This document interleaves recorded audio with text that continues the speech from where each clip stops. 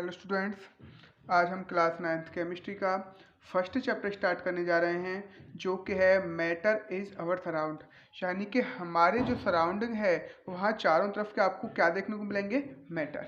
तो इस चैप्टर को स्टार्ट करने से पहले सबसे पहले हम ये देखते हैं what means of matter.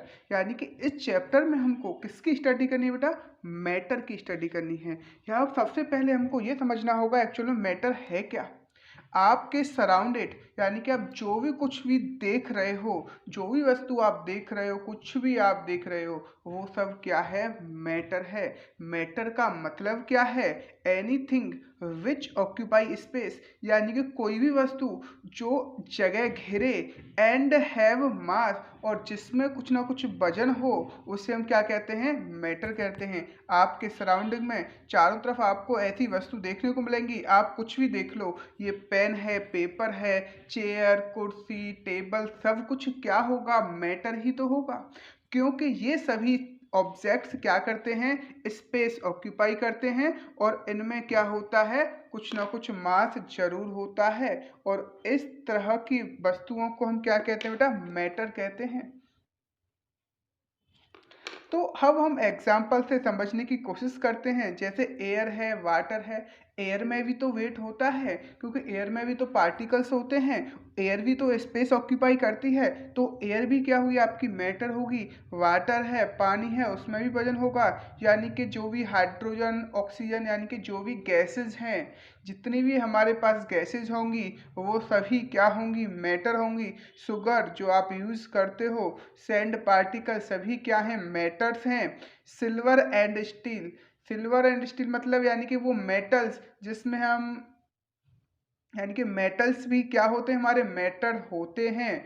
Copper and coal, कोल मतलब कोयला का एक फॉर्म होता है, वो भी क्या होता है, आपका मैटर। यानी कि आप सराउंडेड जो भी कुछ देख रहे हो जिसमें वजन हो और जो क्या करे भाई, जिसमें वजन हो और जो जगह घेरे, उसे हम क्या कहेंगे, मैटर कहेंगे।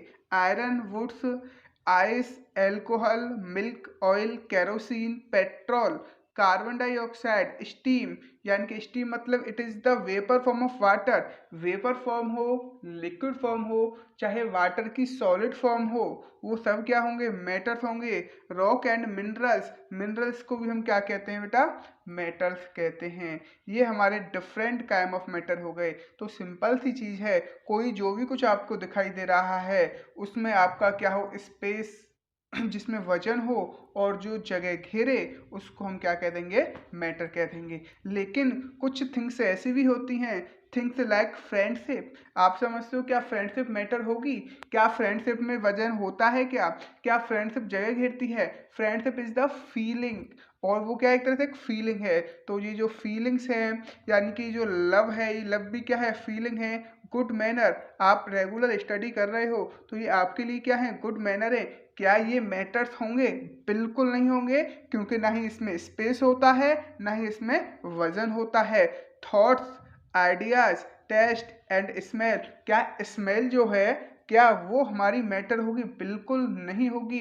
क्या हम किसी चीज़ को स्मेल करते हैं, क्या उसमें वजन होगा क्या बेटा, क्या वो स्पेस ऑक्यूपाई करेगी, नहीं करेगी।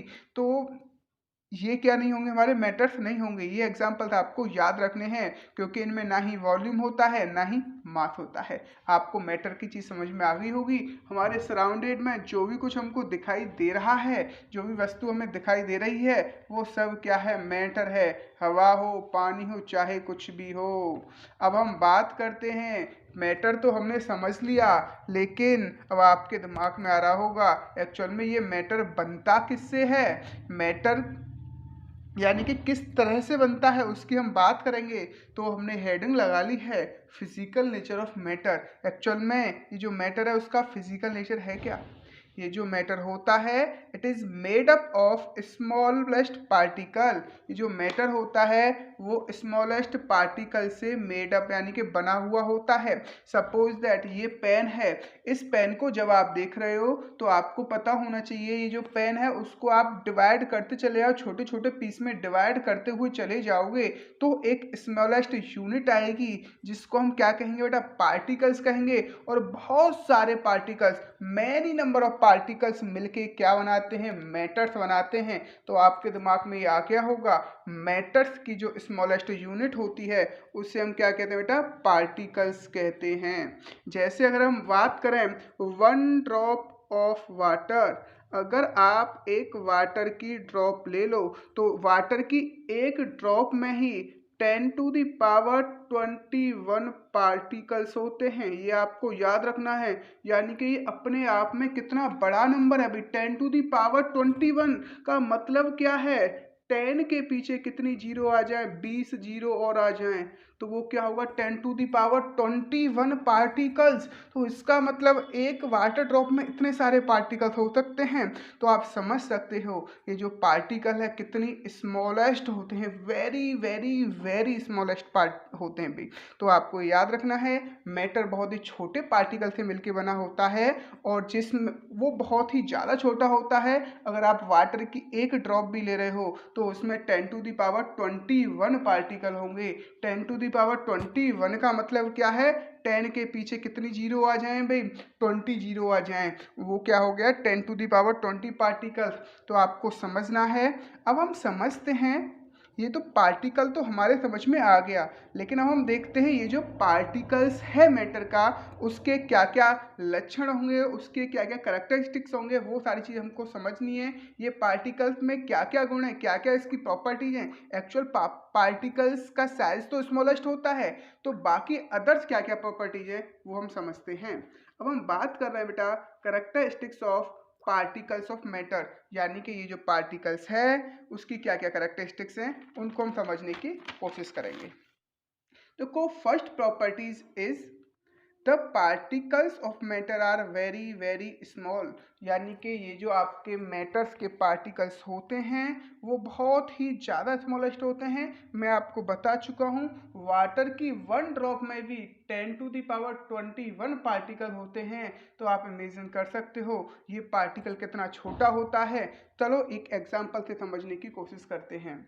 जब देखो हमने क्या किया है, एक व्हीकल लिया है जिसमें हमने 100 ml वाटर लिया। इसमें हमने क्या लिया बेटा, 100 ml वाटर लिया और उसमें KMnO4 1 ग्राम KMnO4 मिक्स कर दिया। क्या मिक्स कर दिया, 1 ग्राम KMnO4। KMnO4 कहते हैं बेटा हम पोटेशियम पर मैग्नेट को। पोटेशियम पर मैग्नेट का कलर होता है डीप पर्पल, यानी कि अब ये इस वाटर का कलर 100 ml वाटर में आपने 1 ग्राम KMnO4 मिलाया, उसके बाद आपने उसको मिक्स कर दिया। उसके बाद क्या कर दिया, इसको आपने मिक्स कर दिया और ये पूरा वाटर का कलर क्या हो गया, पर्पल हो गया। बात क्लियर है। अब आपने क्या किया, एक दूसरा कंटेनर लिया, वहां उसमें 90 ग्राम तो वाटर लिया और यहाँ से 90 ml वाटर लिया और यहाँ से 10 ml ये जो सॉल्यूशन था वो यहाँ पर मिक्स कर दिया। देखो अब जो पहले कलर डीप पर्पल था, यानी कि बहुत गहरा पर्पल कलर था, अब उसमें क्या आ जाएगा, थोड़ा सा वो लाइट हो जाएगा। एक्चुअल में वो पार्टिकल तो इसके यहाँ पर आएंगे। एक बार मेरी बात समझो बेटा, यानी कि इस कंटेनर में जो हमारा डीप कलर था इसमें से मैंने 10 ml यहाँ पर मिला दिया, तो यहाँ भी इस का जो कलर होगा सॉल्यूशन का वो भी पर्पल होगा, लेकिन हल्का सा क्या हो जाएगा, लाइट हो जाएगा। क्या हो जाएगा बेटा, आपका लाइट पर्पल हो जाएगा। फिर मैंने क्या किया, एक और कंटेनर लिया जिसमें मैंने 90 ml वाटर लिया और इसमें से 10 ml इसमें मिला दिया, तो इसका भी कलर क्या होगा, थोड़ा सा पर्पल होगा। ऐसे ही कर करके मैं यानी कि वाटर को ट्रांसफर करता चला गया।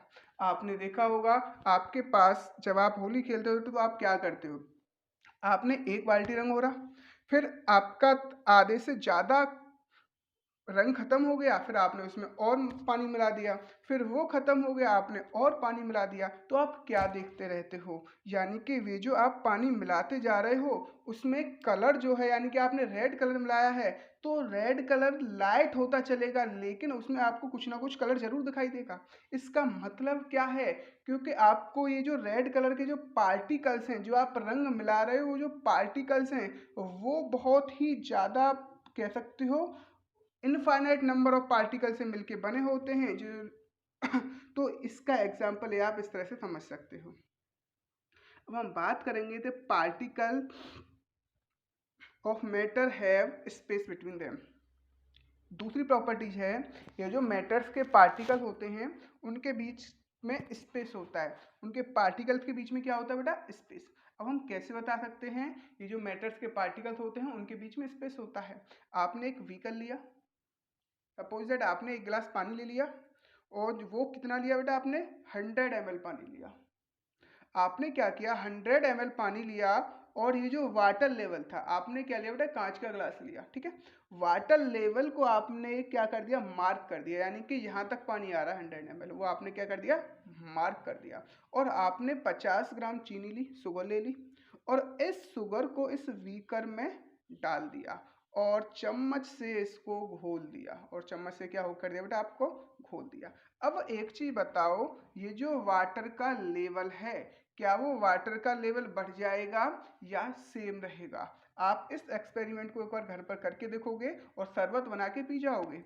तो इस शरबत बना के पी जाना तो आप इसको समझो, वाटर का जो लेवल जो पहले था अब भी वाटर का लेवल वही रहेगा, वाटर के लेवल में कोई भी फर्क नहीं आएगा। तो अब आपके दिमाग में ये क्वेश्चन आ रहा होगा, ये जो 50 ग्राम शुगर थी वो आखिरकार गई कहाँ?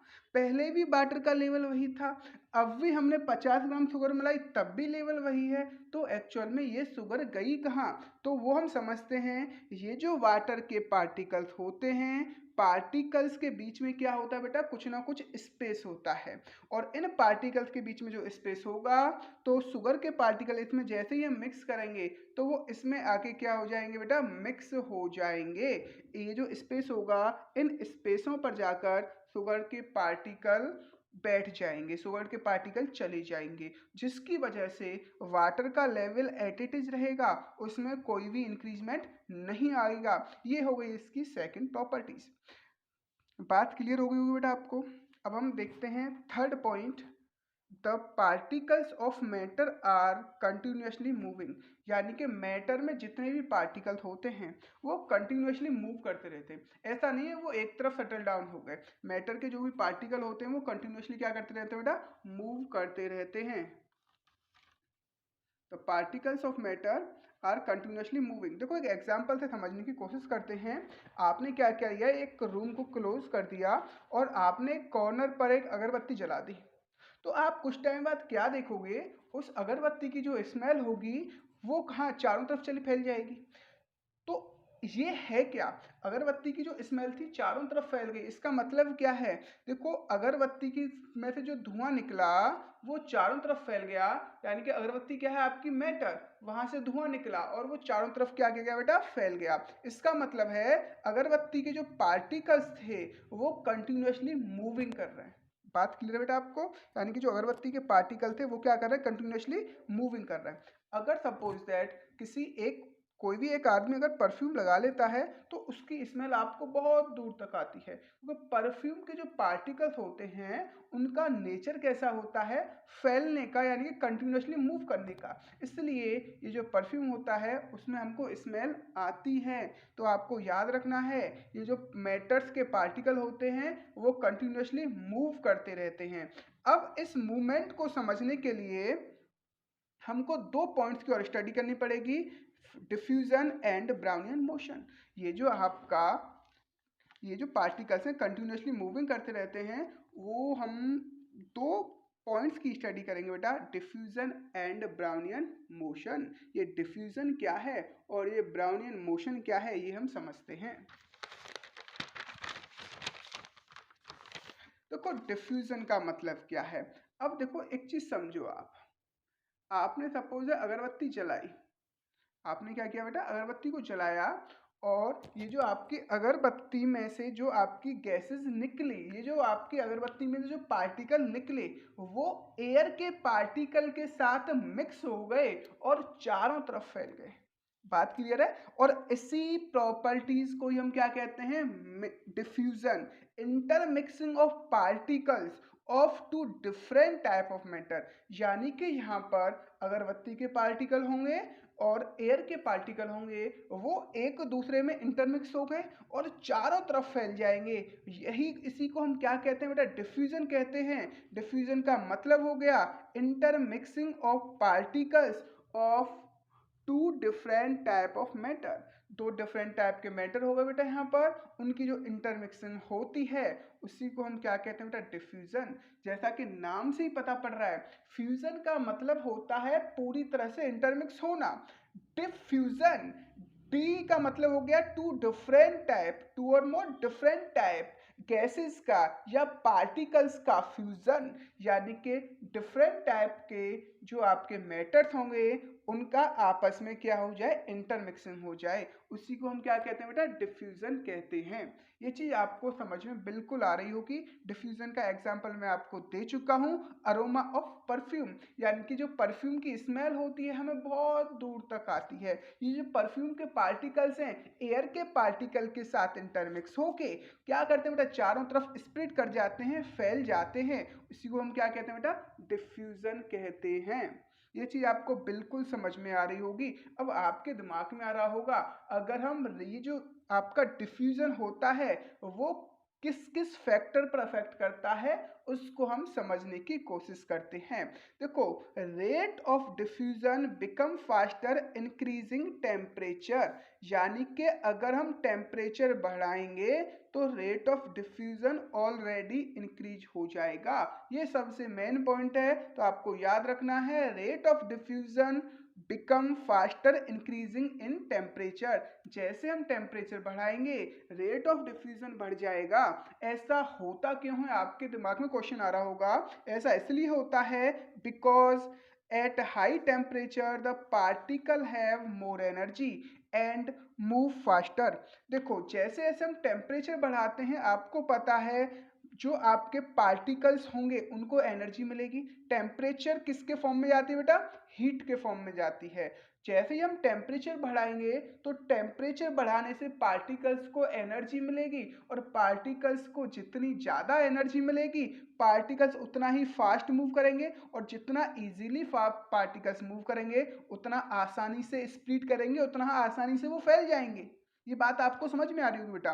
तो हम कह सकते हैं rate of diffusion is directly proportional to temperature. Temperature बढ़ाने पर रेट ऑफ डिफ्यूजन बढ़ेगा।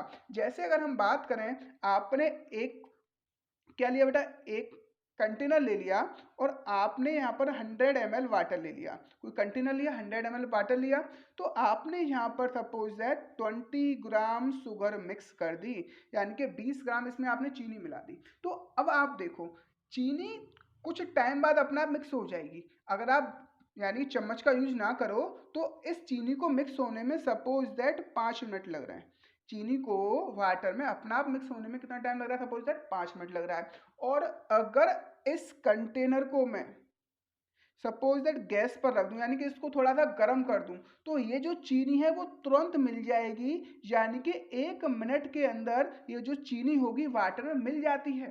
होता नहीं होता बेटा, यानी कि किसी भी चीज को आप गर्म करते हो तो वो आसानी से मिक्सअप हो जाती है, आसानी से मिल जाती है। ऐसा होता क्यों है, ये चीज आपको समझ में आ गई होगी, क्योंकि टेम्परेचर बढ़ाने पर पार्टिकल्स की एनर्जी बढ़ जाती है, और पार्टिकल्स की जब एनर्जी बढ़ेगी तो पार्टिकल्स फास्टली मूव करेंगे, और जितना आसानी से मूव करेंगे रेट ऑफ डिफ्यूजन उतना ही क्या होगा, ज़्यादा होगा।